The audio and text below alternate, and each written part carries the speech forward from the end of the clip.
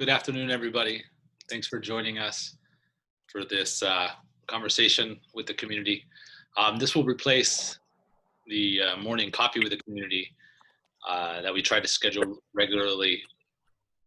We made that decision, obviously, when considering what your mornings look like when your kiddos are home with you, most of you trying to work, and also, serving as your child's guide, teacher, tutor, all of it. We figured it probably made more sense for you to hold this in the evening than in the morning. We hope to return to these in the morning once we, are able to get back to campus, and also mix them up with some evening ones as well. So this is being recorded. So for those who you may wanted to attend but couldn't, just kind of remind them as well that this will be available for view back shortly after. Takes a little while for uploading, but shortly after this is over, we'll make it available on ASA TV. We have some staff here. Your principal, Ms. Lohoff, is joining me, and Dr. Moreno's here. She's got a few other things going on, so she might bounce in and out, but I know she's here, and there might be some other staff just looking at the list. We asked them to join us if they wanted to, but not feel obligated to. They're spending a lot of time on screens as well, so we told them take the night off if you prefer. But so just some information that we'll share, and then we definitely want to open it up for questions. It's been a little while since we kind of got together, so we wanted to make sure we're keeping communication lines open. So that's just the format, some information from us, and then some time to take some questions and hear from you as well. So thank you everybody for joining us, and please do throw your questions in the chat box. We may not get to them until towards the end, but we put them in there, then we generally do a pretty decent job of getting to those questions. So Ms. Lohoff, anything to say before we jump into the slides? No, just welcome everybody. It's nice to see a larger group of people together. It's a nice sized group. All right, so let's do this, and I'll start sharing my screen, and we will go from there.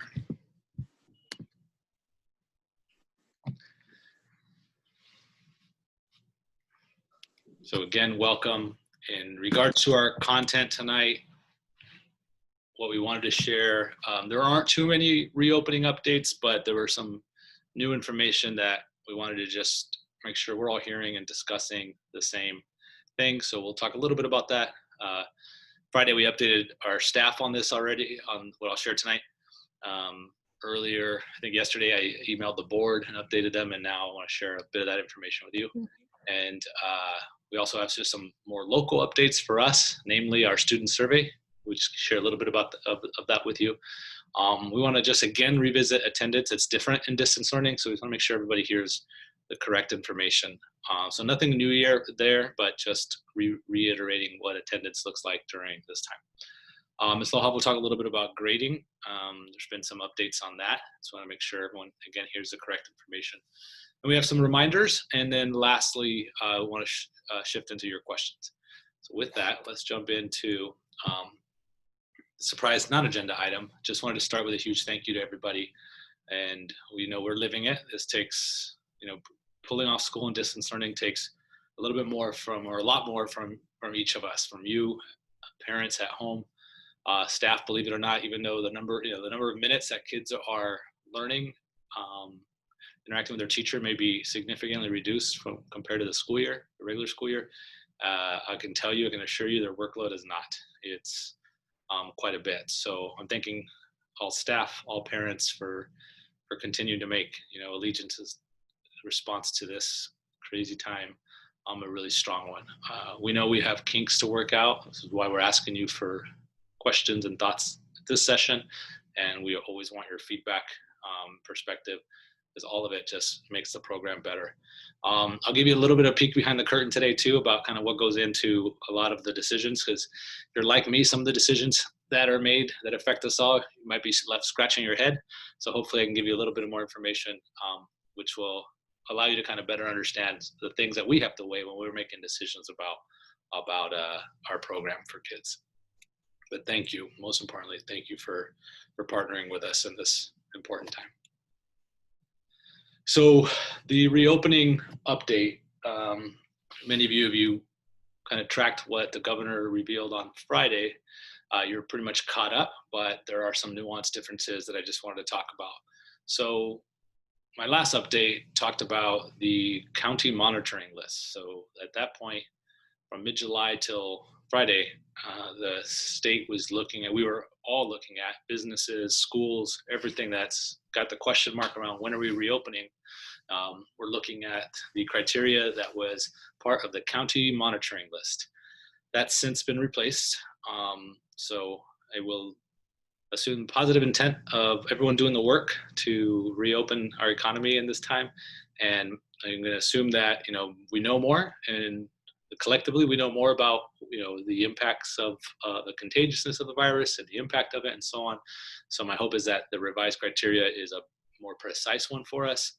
And, I'll leave it at that on that part. But so the monitoring list has now been replaced. It had a short-lived life of a month. And now what's in place for that, and just a reminder on that, what we were tracking was the number of cases in the local jurisdiction. So that's kind of like pretty much where our kids come from, being under 100 per 100,000 citizens. That was a main marker, as was the number of hospitalizations. Again, and we rely on the data that's just publicly available. It's no secret information that we get that you don't. It's just out there, and got to go get it. Got to go find it on the county health department website, and state department public health as well. So there's been some tweaks to that. A lot of the same criteria, but just kind of a different framework. So I'll talk a little bit about that now. So what's gone is the monitoring list, the county monitoring list. What has been replaced is this blueprint for a safer California. So this applies to businesses, private nonprofits, businesses, entities like schools, etc. So all of us that are affected by closures, this tiered system is now what we're looking at for reopening. So essentially, you see the big red arrow, that's when schools get to open. Approximately 85% of the state is in the purple, which means schools don't get to open without a waiver. And if you've been following the news, you notice that there's been some waiver granted in San Bernardino County, some in Riverside County, which is close for us, and so on. So we're kind of watching that. We have not applied for a waiver at this time, but we have kind of started to do the work of preparing the waiver application if that ends up being the right thing for us. So a lot of other factors go into that, but just know that it's not something we haven't considered or and so on. We are. So the big red arrow points to the stage in the blueprint where schools would be able to open with a lot of the health guidelines in place. So just so we're clear, if we reach the red stage, that doesn't mean that we get to open as pre-COVID. Thanks for drawing all over that. I don't know how to turn you off, but I would. It is a nice drawing. So thanks for the stars. Parent, if you could ask or if maybe it's a parent, I don't know, whoever's drawing all over us. Ms. Lohoff, you know how to turn that off? Because I sure don't. I'm sure I could if I figured out. I honestly don't have a clue. I'm looking. Yeah, it's a thing I know I could do if I knew how to multitask, but I don't know how to multitask. So, whoa, not what I wanted to do. All right, so I'll just ask parents if you can help your kiddo draw somewhere else for the time being. It's a nice reminder of the fun stuff in distance learning, but maybe at another time. So in this new framework, what happens is, once again, we need to be a minimum of 14 consecutive days in this in this lower level of risk, right, at the substantial versus the widespread stage.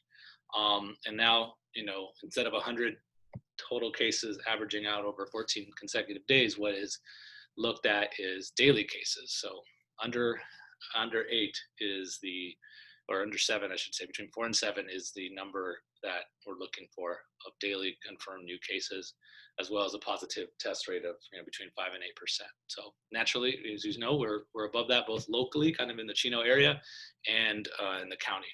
So we're not there yet, and this is what we'll watch for. And then once again, got to kind of stay in the red state, in that red substantial category for 14 days before we can bring students back and probably and most likely a hybrid model, because a lot of the same guidelines will still apply, where we have to distance them and limit the number of kids in classes. So uh, that's an important update for us that we're looking at. And the nice thing is that things are trending towards this right now as far as what the health data looks like locally. The number of daily cases are starting to trend in the positive direction, which is great. But again, as anything, that's no real strong predictor of what's tomorrow brings. But at least today I can share that, and I feel positive in that. So that's an important piece. If you have any more information or questions about this, literally look up Blueprint for Safer California. You'll get more information than I shared today. This is not just specific to schools; it's for all entities in California looking to reopen. And yeah, so far more information there. So there's essentially a new template for us. We're following it, and we'll see where it leads us as we kind of dredge forward. Other local information, as most of you know, we put a survey out to students. It's part of a compliance requirement of ours. At the end of this month, we will have to have completed and board approved a learning continuity and attendance plan. So it's a large school plan specific to school closures, distance learning, and so on, in which we should be hearing from the community. So we've been hearing from the community back from the spring. So we have a lot of good information that's informed our plan, that's come from you, that's come from kids. But we formally surveyed kids this week, last week and into this week, to get a little bit more data. So I just want to share a little bit about what they're telling us and in that survey. So the first thing I wanted to share, and we just broke it up. We surveyed TK through first grade separately, and then when second grade on up, all looked at the same survey. But essentially, we wanted to know how much time are kids spending online. And here you kind of get the breakdown. We learned our lesson. Don't ask second through eighth graders. Don't give them the other option on a multiple choice quiz, because they will tell you down to the detail the amount of time they're spending on average per day. But I think the greatest takeaway here is that you see that there's a variety of time that kids second grade on up spend online. Most are in that sort of 2-ish to 3 to 4 hours, and then some above, a little over a quarter of the kids above 4 hours, which was surprising to us, because we know we're trying to kind of limit that. But it's the part that's not surprising is that is largely consistent with the required number of daily minutes. So there's validation in that, and there's also maybe our takeaway being it's a little higher than we want. So we understand that one implication of that is that kids are taking long to work. As a general rule, kids are taking longer than maybe some of the assignments and tasks we would want them to take. So we'll look at that and see if we can fine tune that. There's more to share, so that's not the only conclusion. Our younger students, 2 to 3 hours and 3 to 4 hours. So again, a little higher than we want, but not surprisingly consistent with the number of minutes that we know are required. So just by law, what's expected at this point is that TK through first graders get 180 minutes of what is referred to as synchronous, that's live instruction, or asynchronous. That could be recorded videos, independent tasks, anything that's not live with interactive with the teacher. So 180 minutes is what's expected for TK through first. This is consistent with that, with a little bit maybe edging on the higher side, but compliant, and again, still leaves us with some questions around what's best for kids, and we're sorting through all that out. But this is an important takeaway, is that you see we do have a variety of answers from kids, and it does kind of break down somewhat differently based on the age or grade of the students as well. And then we asked them perception, how do they feel about the amount of time? Is it just right? It's like the Goldilocks question. Too much time, not enough time, to just right. So you can see in both sort of spans, TK through first and second on up, a good bulk of our kids are telling us that it's the right amount of time. We also see that a good bulk of them, especially second grade on up, are saying it's too much time. So we'll look at that, of course, and see if there's a takeaway for us, to act on. and so on. But this is important for us to kind of know. Again, validating in some areas to know that, we're sort of largely on the mark, but also, we should look at closely at who's telling us that. Is it concentrated in certain grade levels? Is it just sporadic? Whatever it may be, where teachers are looking at the data. Ms. Loha's looking, Dr. Moreno's looking at it, I'm looking at it, and it already has, impacted our program and will continue to. So thanks to our students for doing that. You're helping make your school better. So thank you for taking that seriously. I also pulled this. And I also got some fake nails. They're like not the good ones. Okay. But you got me into ants. I don't know how to mute. And, Sound adorable. So let's see if I can figure that out. also, Ava, she got me this bracelet kit. I wish I were more. There we go. Participants. Give me a second. Mute all. There we go. I'm not the fastest on Zoom, but I think I can get to some places where I need to. So we also asked students, what are some of the challenges to distance learning? Just about all of them had something to say, which was nice to hear from all of them. But I kind of pulled comments that seemed to have others, some seemed to be sort of examples of patterns. So not being with friends and teachers was a big one. Specifically not being with teachers, that was a comment as far as the challenges, not surprising. Kids telling us that they're recognizing they're maybe not learning as much as they do in regular school. So, there's a bit of a pattern there. How easy it is to get distracted, you can imagine, I'm sure some of you are living it. So students recognizing that themselves was a pattern. And then we know, and this is a frustration across the board, but the unreliable internet. Just in case you haven't talked to us about that, know that we're experiencing it too. We see unreliable internet at the school, which is usually pretty solid. And there's not even that many of us at school. So you'd think, we don't have 810 students online at school. Right now we have staff, about 2/3 of our staff are working from school, and our internet is unreliable at times. So we know this, and talking to providers, it's pretty widespread. So we're feeling it too, but that was definitely a pattern in the data that kids are telling us, which we share that frustration with you. We also asked what was going well. So this was nice to see, and there was a lot of nuanced details, which are really good for teachers so that they can improve experiences for everybody. But, daily schedules, super helpful. The fact that, there's experiences daily. So that good old mom coming through. So, shout out for parents. That was common in the surveys. The relatively easy accessibility on Google Classroom and the platforms that we use. So that was good, as well as a pattern. I'm glad that many students are seeing that they can kind of navigate this fairly well. I know there are some exceptions to that for sure, but many of the comments were about, relative ease around getting to the stuff they need.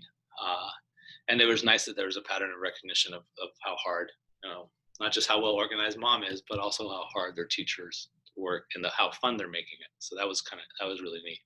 So these are some of the takeaways. Trust me, I gave you like a glimpse into a lot of data. That's for us to kind of just continue to unpack and for you to feel kind of the improvement of distance learning from where it is today and so on. So next then is I'm going to talk about this in a moment, but I'm going backwards. So this week we're going to release a parent survey. If you're one of those parents who nudge your kid aside and finish their survey for them, well, you're about to get asked to do one again. So we have similar questions, but really want your voice, your perspective now on how things are going for you, what we could do, to improve the program from a parent's perspective. So that last one was specific to students. This is now going to be specific to parents. We're still putting the finishing pieces on it, and then we'll push it out this week.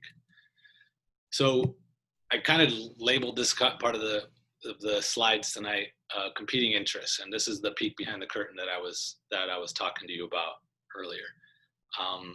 If you see the decisions made by us or a classroom teacher or coming down, from way on high from the legislature, and you scratch your head over it, know that sometimes we do too, and just know that we're often kind of grappling with what are competing interests and agendas and factors that end up showing up in your home through distance learning. The three primary factors that we have to look at when we're making decisions around what happens in distance learning are what's true in current statutes, right? What statutes are driving the distance learning program, and there's been a lot of revisions to the law over the summer that is showing up in our plan, in our program.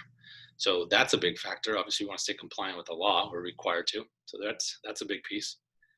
Sometimes that does not match up with what we know is best for kids. So that's another important factor for us, but it doesn't always play nicely with the law. So you got those two already butting heads. And then we also have this other factor that for us is important, is making sure that the program overall is not adding to stress or a burden for you guys, for parents. We know we can't fully pull that off, but it is something that we always consider is can we do something that is going to be best for kids, compliant with the law, and also mindful of the challenge that this brings to families. Those three things, in rare occasion, they play nice together. Most of the time they don't. So I'll give you an example. Right now, teachers are assessing a test. It's an assessment that's used to identify kind of literacy reading needs for kids. Best practice says that once you have all that information, you kind of form small groups and then target their teaching to what they need. So that's a best practice. But best for families is probably not changing schedules on you, right, frequently. But the truth is we can't really do that. We can't target instruction unless we tell you, in a week, 2 weeks time that your child now is invited to meet at 9:30, where they've been meeting at 9 every day. Now they're asked to join a group at 9:30. That's a change. And we know that has domino effects. It isn't necessarily always best for families. That's just an example of sometimes, some competing interests or factors that don't make for a smooth program for everybody. But I just want to give you a peek behind the curtain. We're not dismissing, what's best for families or throwing away the law or best practices. We're trying to kind of, dance this dance of all those pieces coming together. I think we're pretty good at it. Sometimes, we have no choice but to make a decision that's going to be disruptive, for families, and we try to minimize as best we can. But that was my peek behind the curtain. Just again, selfishly, so to remind you all that we really appreciate your grace and understanding when this isn't the easiest to pull off for any party. We also, one thing it reminds me of another competing sort of interest is not everybody in our community wants the same thing. Some families are explicitly telling us, can my child just have less?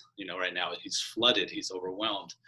And at the same time, we're hearing that same teachers hearing from our parents, like, we need more. So, and we're doing our best to accommodate both, but that's the reality, right? We know some situations you've got that, that kid who's flooded, and we don't want to just be burdening that child or family any further. We also have to kind of marry that with the law, right? The required number of minutes, the content, and so on. And then the child in the opposite direction, that's like, give me more, I can do way more than this. So know that none of that is dismissed. We're just, working with these constraints to try to make it happen.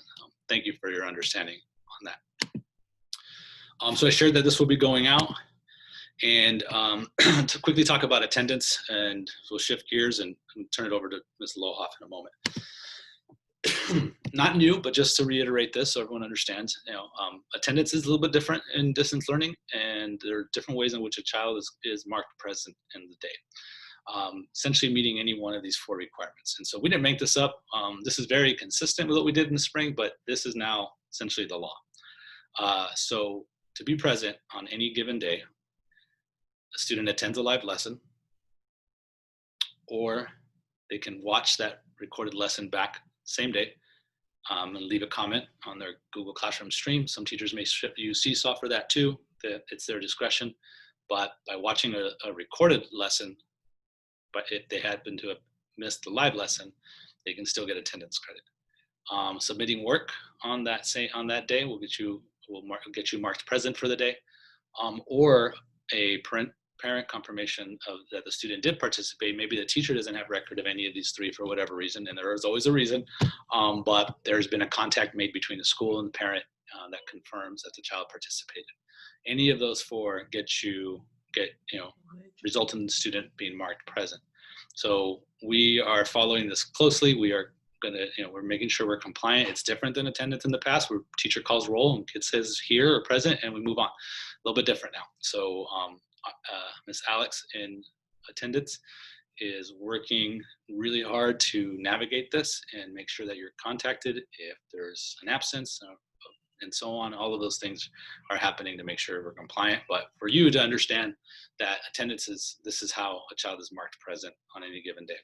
So then it gets us into all the questions of like, what if the child does yesterday's work today? Does that count for yesterday's attendance? No, it doesn't.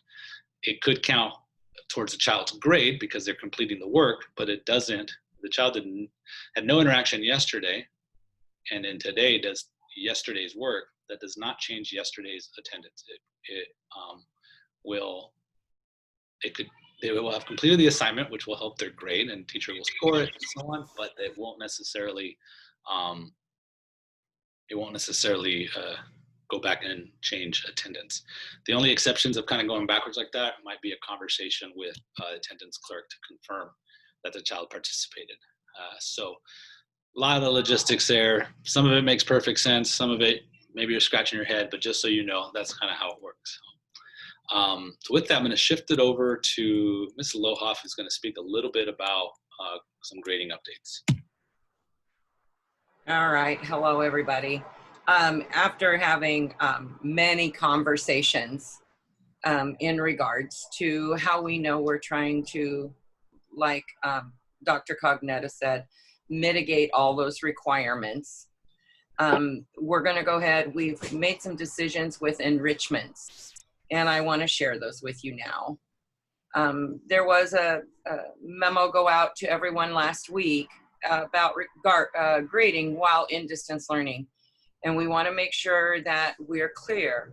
All enrichments, with the exception of 7th and 8th grade, Spanish and PE, are now graded with a credit, no credit. And I just want to give you a couple, some clear guidelines of what that really looks like. So what does credit look like?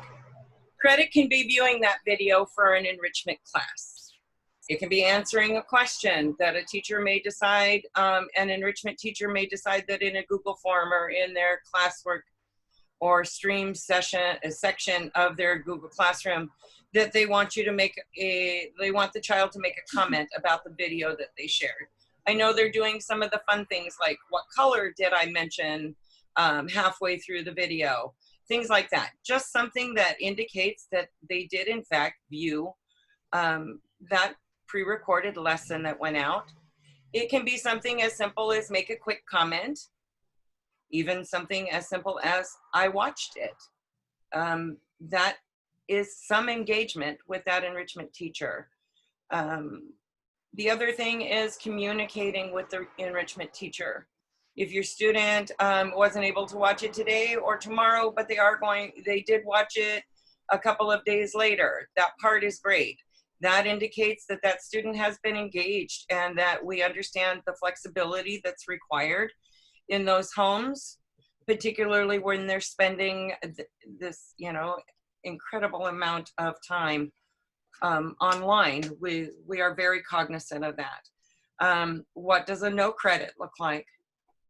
That would literally be no evidence of any participation in that enrichment class. And that actually is not what we're seeing at this point.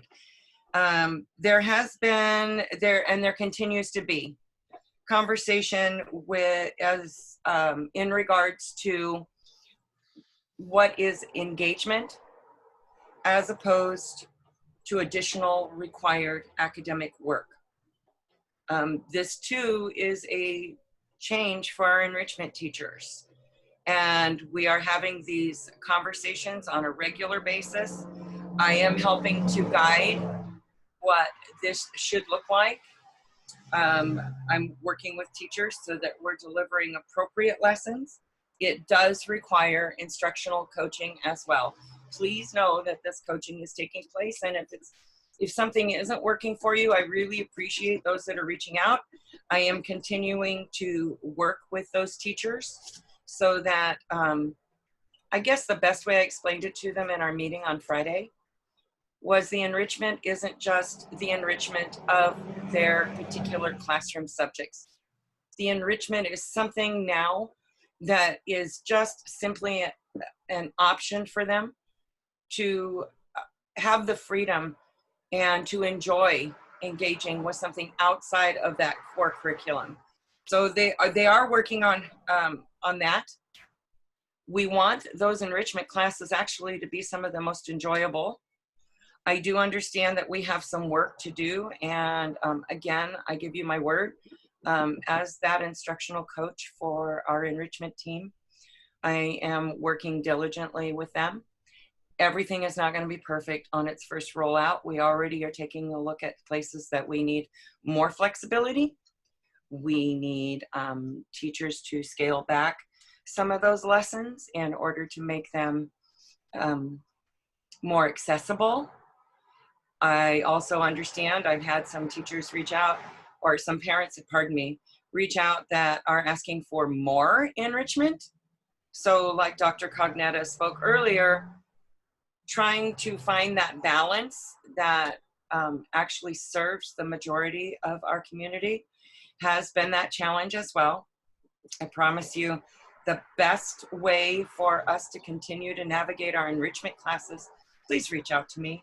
And I really appreciate those who have. And I'm in viewing their lessons as well. And we're working on what those instructional pieces should look like and still bring some joy to the kids, because this is, I mean, what a great break it is for them to get away from that core instruction. We want those enrichment classes to actually be that most engaging piece, I think, of their day. So that, I mean, that's what ASA is known for, is all of our enrichment courses. And I'm in conversation daily with some of those teachers as we're working towards a middle ground on everything. Some of our teachers really feel that that's their responsibility to give you all those standards and that sort of thing. And so we're working to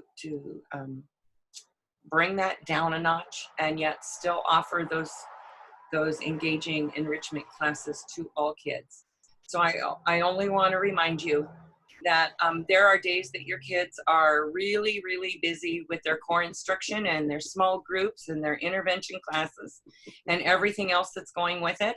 And then they open some of those assignments from enrichment teachers and they're going, what do I do? I don't have time for this today.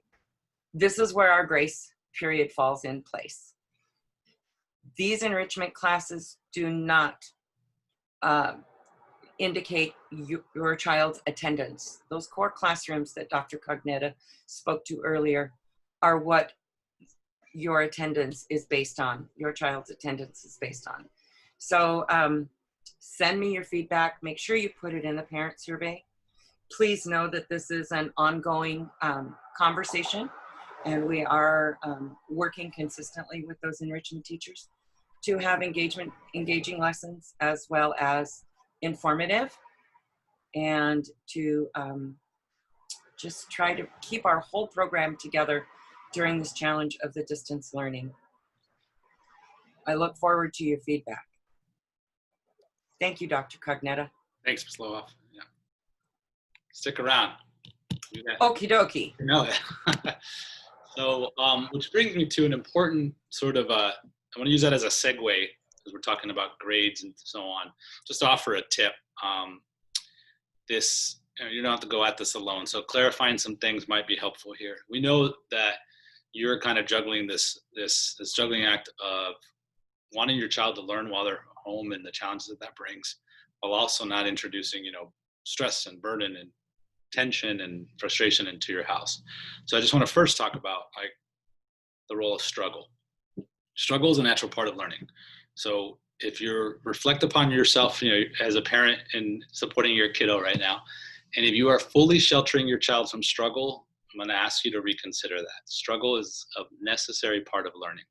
Too much struggle, we know, is detrimental too. So you kind of have to, eyeball it and use your judgment there. I think the extremes are the danger, right? The dangerous piece. Like keeping kids from any sort of challenge is going to hinder their growth. if the entire experience is frustrating, then maybe we have to come together and find a different approach for your child. But know that the first sign of struggle is not that a sign that things are not working. It is necessary in learning. There should be some frustration. There should be some struggling, because if you're learning something, it means you do not know how to do it. When we don't know how to do something, we're often going to describe that as struggle. So there's a role for that. I don't want us at school. We don't shy away. It's part of the learning experience. So it is what it is. So I'm speaking here to the parents who fully shelter, or you're sheltering your kid entirely from struggle. Then I'm asking you to kind of reconsider. There's got to be room for that. You can talk directly to kids about it. You can say like, yeah, this is hard. That's part of learning.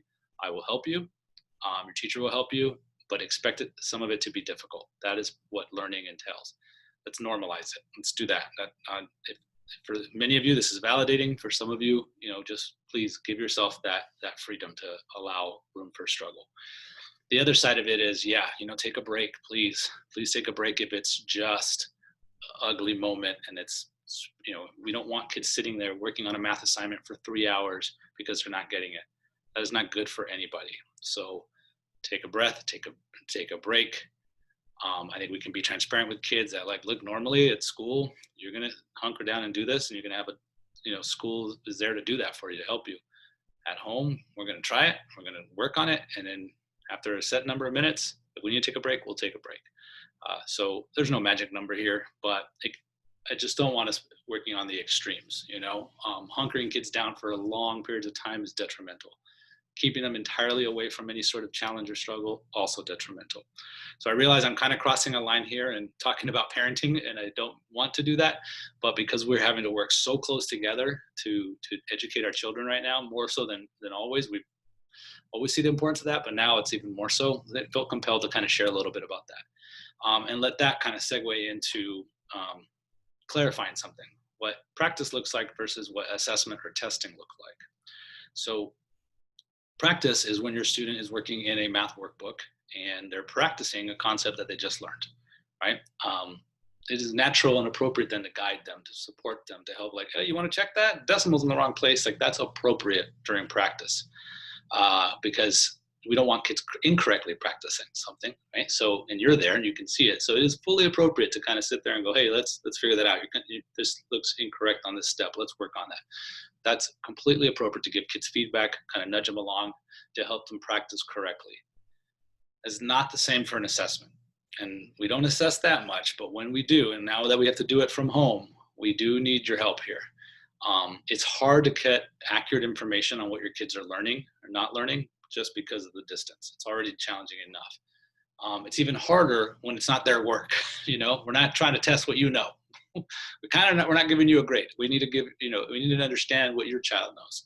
So when it comes to assessment, and I know it could be hard while you're watching your child maybe struggle with something, but we need to know what they know. So when it's an assessment time, I'm going to ask you to kind of take a step back. And again, it's perfectly fine to be transparent with your kid. Like, you remember yesterday when I helped you with this? Well, now we're going to find out how much you know.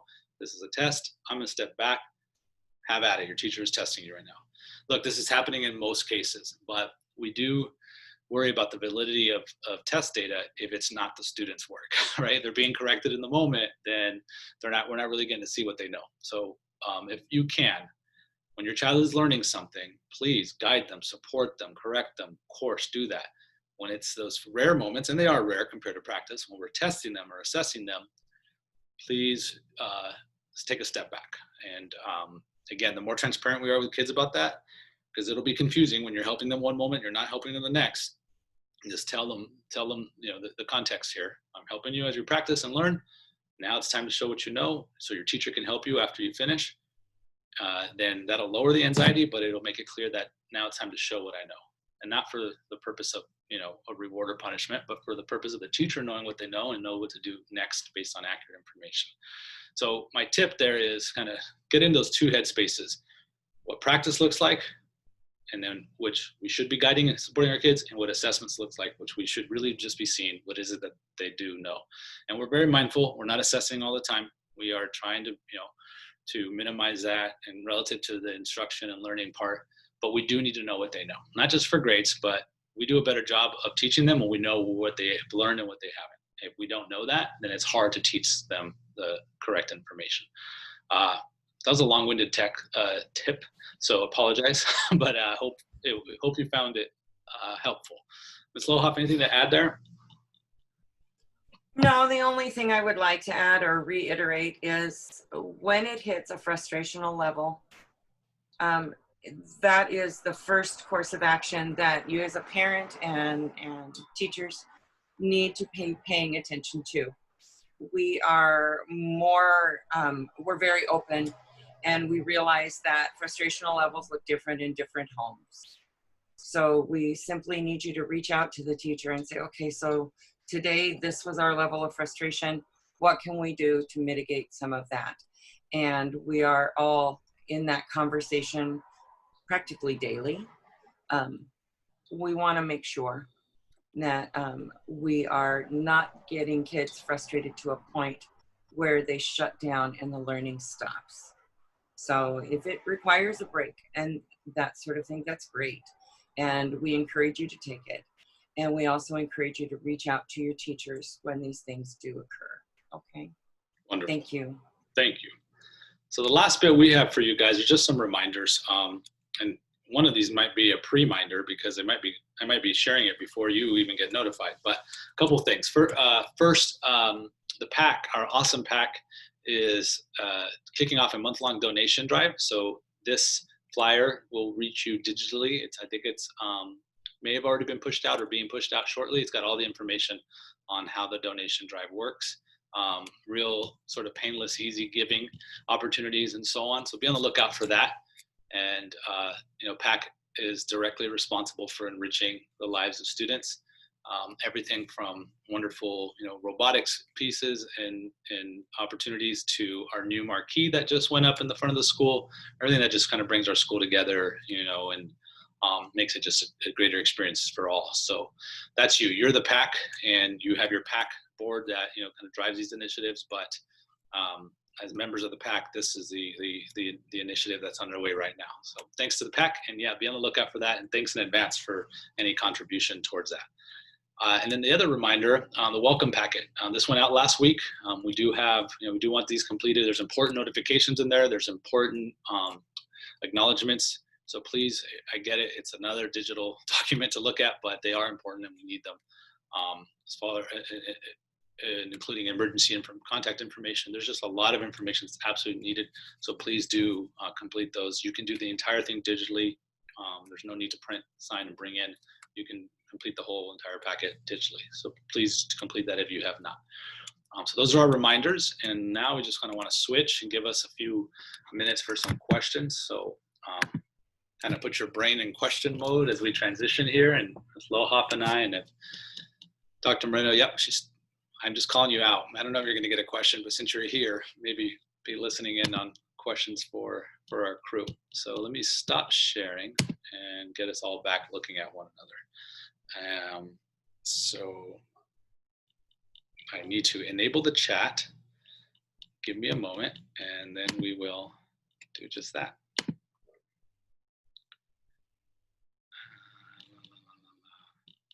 promise I know how to do this, kind of. Once I enable the chat, we can.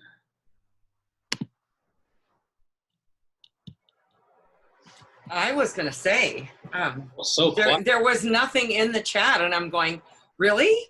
No questions? I didn't know you had it blocked. Let's test it. I think I turned it on.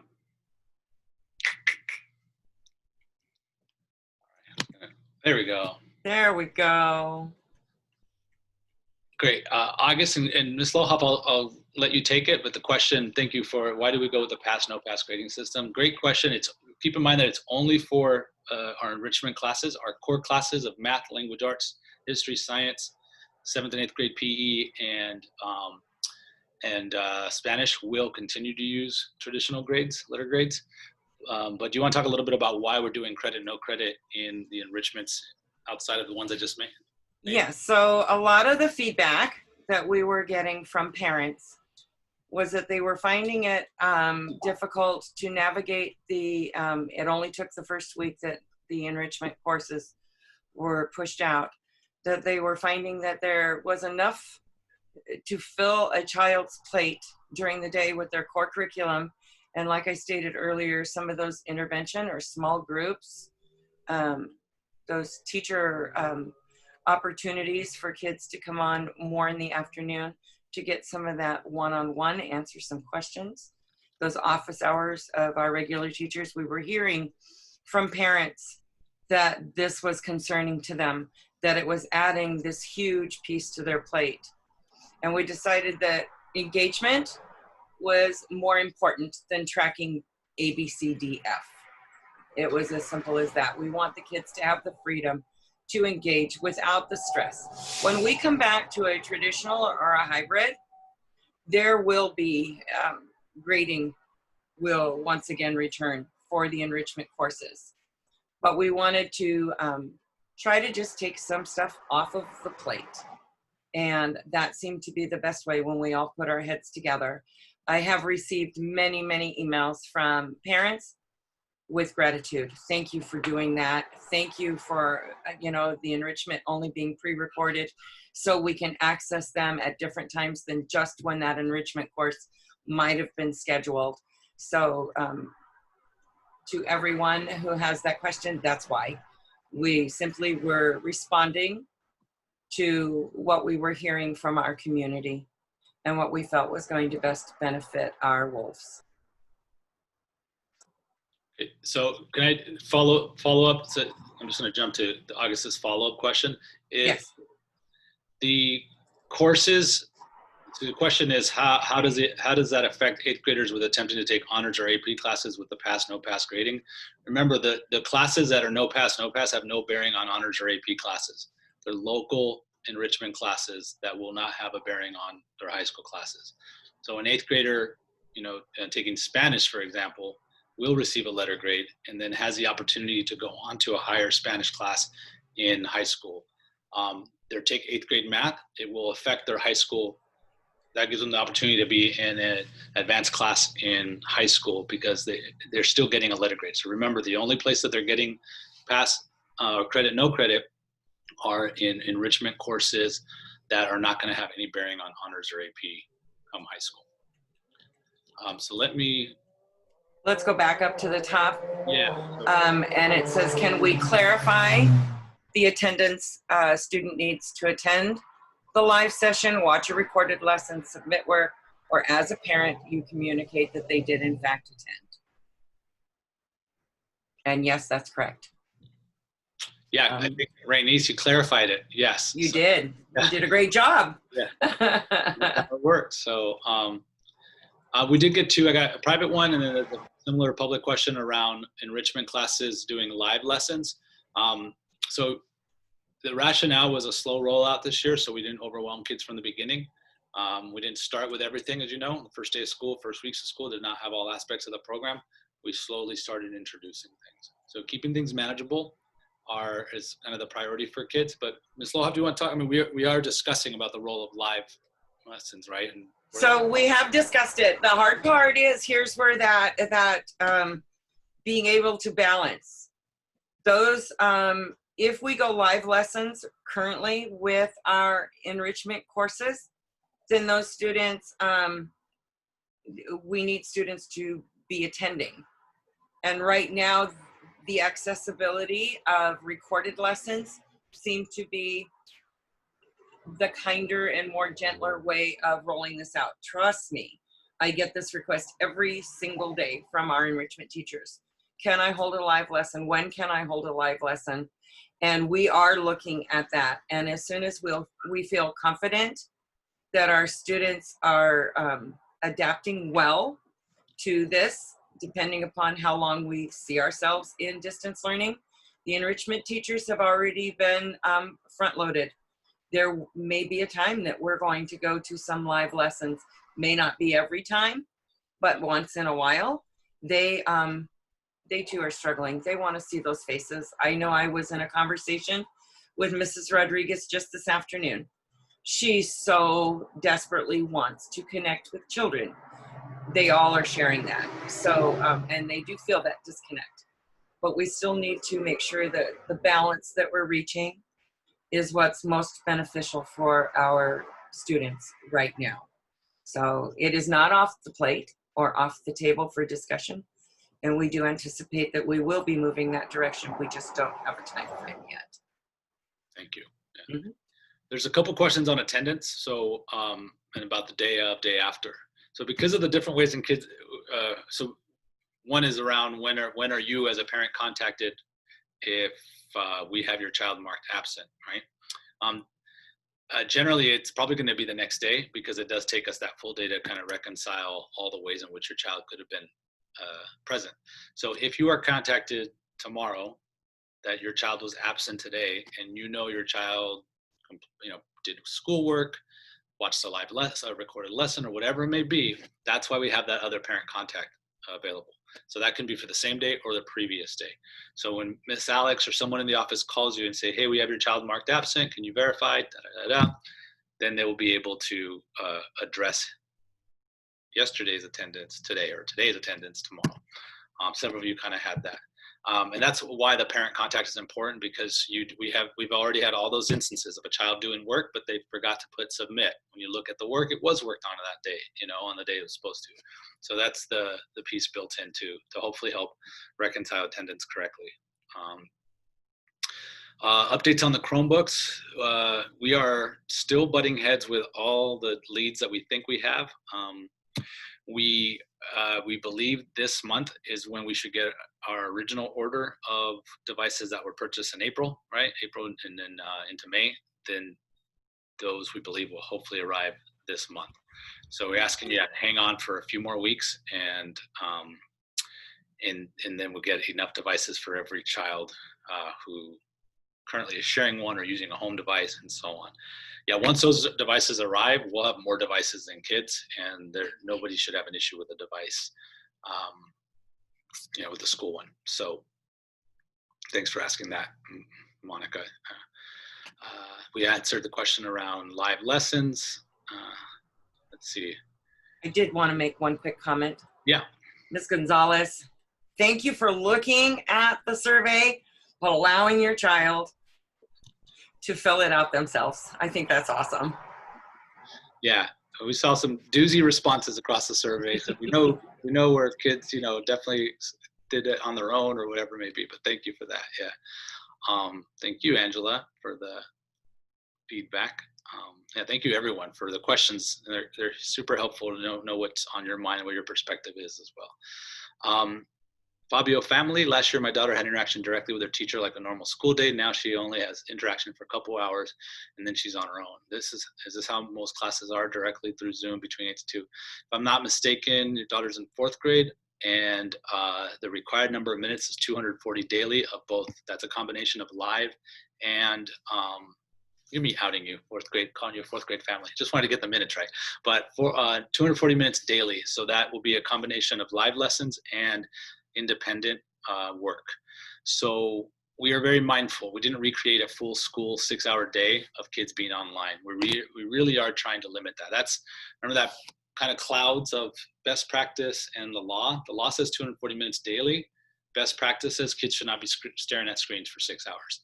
So, and I know 240 is not 6 hours, but a school day is typically 6 hours. So even the 240 minutes, we're not asking for kids to be directly staring at a screen. I know in many instances, like the survey shows, that's what they're doing, but we're trying to mix it up so their eyes are off the screens getting rest. We do not think 6 hours on Zoom is in the best interest of kids. So that's why you will see kind of that difference, essentially fewer minutes. And that's just a difference in our program. Yeah. Thank you, Rayhan. Yeah.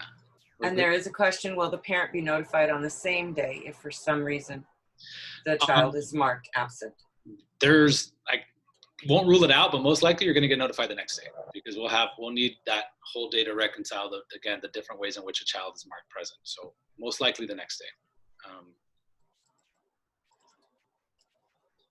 Then as far as, Rainey's question, same idea. So attendance is submitted daily and then verified at the end of the week. So if your child is marked absent, but the work was submitted, that's why the contact is important. So we can just kind of clarify and then clean it up. So at the same time, I know there's questions around attendance. we're watching for when kids are what we say chronically absent, and we're in contact with families. We're not trying to be the big bad police of attendance, right? We're trying to be the supportive and reach out and say, what do you need to get your kid to attend school? We're not doing it from, a perspective of kind of hounding you down. We're looking at it to make sure your kid is getting what they need to support school. But we're watching that. So errors will happen, and that's why we're in contact so that we can clean that up. We have situations where it's really challenging for a kid to attend live lessons because of the nature of that household. So we're working to make sure that kid has access as anybody else. That's the conversation, what it looks like. And at the same time, we don't want you guys feeling that there's only one way your child can be present at school and throw your whole world upside down. So that's why you see that there are different ways in which a child can be more present. Yeah. Thank you, Ms. Torres. Yeah. Yes, thank you. Really helpful. I'm glad to hear. Yeah. I'm reading too, so. Yeah. Where are we? For some learning. Laura, yes, we are too. Looking forward to in-person learning. Yes, absolutely. 100% of us want to be back in front of kids live, not doing this model. And we're really looking forward to that day. So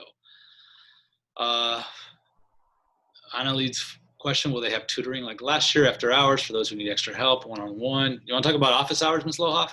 Yes, each of the teachers has office hours in the afternoons. All we need you to do is reach out to that teacher and let he or she know that your child really could benefit with a little bit of time, and they will be more than happy to make some accommodations to find room in a schedule that will help accommodate that. We just ask that you communicate with that teacher, let them know what subject they're struggling with, and if you can kind of identify what that piece looks like for them. I know all of the teachers have office hours built into their afternoon schedules to help accommodate some of those needs. So please feel free to reach out. Absolutely. Rainy's questions, I know the teachers do small groups. Can they do this on a consistent basis? Yeah, the goal is to be consistent. I'd be lying to you to tell you if those group times didn't change. They do in the regular school day. They may, they will likely at some point change in distance learning, but the goal is to have, set time for the kids to have their live lessons, whether it's a whole group or a small group. But again, I don't want to mislead you and say that times won't change. There's a really good chance that they will, and we'll do our best to keep them as consistent as possible. Let's see. Compliments are overwhelming. Thank you. Yeah. Really helpful. Yeah. Yes. Yeah. Miss Odo appreciates the breaks. I don't know if she means her or her kids. But get it. So, yeah. Thank you, Mrs. Liso, as well. Yeah, it really is. We appreciate hearing that. We really, equally appreciate the questions and any of the, the critical comments too, because that's how we do a better job, is knowing what, how all of these decisions are showing up, in your homes. So you can see that's the part that's just not easy with me. I never wanted to be making decisions that affect a family's house, but we know that in this model we just do. So it is important to hear from you so that we can, deliver a great program that is as minimally disruptive as possible. So yeah, keep those questions coming. But thanks. Yeah, and thank you, Ms. Torres. You brought up the sacrifice and so on. And I will say, watching our teachers, I do want to publicly in here say that they're really sacrificing a lot. A lot of them are not spending the amount of time that their own children need to get through the same situations because they're doing their jobs, right? They're doing their jobs, and it's costing, and they're sacrificing time supporting, in many cases, their own kids. So I watch it, and I know many of you can say the same thing about your situations with work. Our teachers are no exception. Plenty of them are sacrificing quite a bit to make sure we're delivering a great program. So I do want, I want to acknowledge them as well. And I think a lot of the kudos that we're receiving they do come at that bit of a cost, right? That's what it takes. And, it's their job, right? But it's their job at a time that also is affecting their own homes. So I want to thank our staff for it. And that goes for our paraprofessionals, our office staff, and teachers and up and down the organization. Dr. Moreno, she's the hours she's putting in, Ms. Lohoff that they're putting in, it's not without some sacrifice. So I just want to thank everybody for that. We do have a question in regards to school starting at 8:30, the live lesson. So let me share that a little bit. We asked for teachers to roll out their live lessons at 8:30, specifically because although school does begin at 8, the goal here was for students to be able to get on, see what their classroom was going to look like for that first beginning of the day. We have many teachers that are running with social emotional lessons in the morning. We do have a lot of students that are receiving additional assistance from our paras that are going in and setting up their day schedule and helping them organize. I know Mix Febro is running her yoga classes and stuff in the morning at 8 o'clock. And a lot of the teachers are getting on and helping guide that. So there is a reason. We were hoping, and the goal is, like I said, for students to be checking in at 8 and to know that they have all of their materials and they have everything that the class is going to be working with, so that 8:30 when they come live lesson, they're ready to learn. So it was just a matter of the scheduling. School does, and I am confirming that to you now, start at 8 a.m. and then the live lessons begin at 8:30. And the next one was, I can field that one too. Are we going to have triad meetings at the end of September? Absolutely. We're already working on what that's going to look like. So you will be notified of that in the very near future so we can set up schedules with the teachers. That begins the week of September 21st. For our new families, traditionally, historically, a triad is a short meeting with the teacher, child, and the parent. Everybody has a role in that meeting, including your child. So now the team's working on what that will look like, in the distance learning model, but we are holding them, as Lohoff said. Awesome to hear. Thank you for that. I'm glad. It's awesome. Yeah. Let's see. Any other questions? If not, let's all challenge each other to get off screens for the rest of the night. See who wins on that. Oh, we have a question. Anyway, we can have a parent volunteer moderated chat on Zoom so the kids can chat and talk to their friends. Gotcha. Yeah. Thanks, Kristen, for bringing that up. Some teachers have done it. Again, they're always having to wait. So Kristen's question, is there any way we can have a parent volunteer moderated chat on Zoom so the kids can chat and talk to their friends? Yeah, so teachers have done things like that for their classes. They're also mindful of not too much time. So my first thought is, I would ask that if parents want to take that on, then of course, do it. Some of you already have. Some of you are already doing that. But I would kind of ask Kristen, we'll take it off the teachers' plates right now. We're adding to their plates already in many ways. So I love the idea. I think it probably isn't something teachers would do, but I hear you're asking for parent volunteers. Let me circle back and talk to some PAC folks and see what we can pull off on that. But it's a question I'll take to them for sure, Kristen, and see what can happen. Oh, thank you for joining this session. And Kristen said she'll volunteer. All right, we already have one volunteer. Very cool. Any other questions before we wrap up? Very good. Ms. Lohoff, any? Just a final comment. The amount of appreciation that has been expressed this evening is going to be shared with the entire school and staff. It really does feel good to know that you appreciate and that things are going reasonably well. Do those parent surveys. They're very important and they give us a lot of information to help guide us moving forward. So, and don't hesitate. There goes a motorcycle. Don't hesitate to please reach out. Thank you for this evening. Yeah, I just want to echo that. Thank you so much. Yeah, for all friends who may have missed, we will make this, just remind them it'll be available. We'll push it out on ASA TV and so on. So thanks. We do have, some parent survey going out shortly. So look out for that. And then a few weeks from now, Monday is Labor Day. So the following Monday, we will have a board meeting. We'll also have a school site council that same week. Those are both public meetings. We will hold them virtually like this, and you're welcome to attend and participate and give input. And then, yeah, so those are things that are coming up and so on. So we really appreciate the opportunities to kind of to come together, even if it's virtually.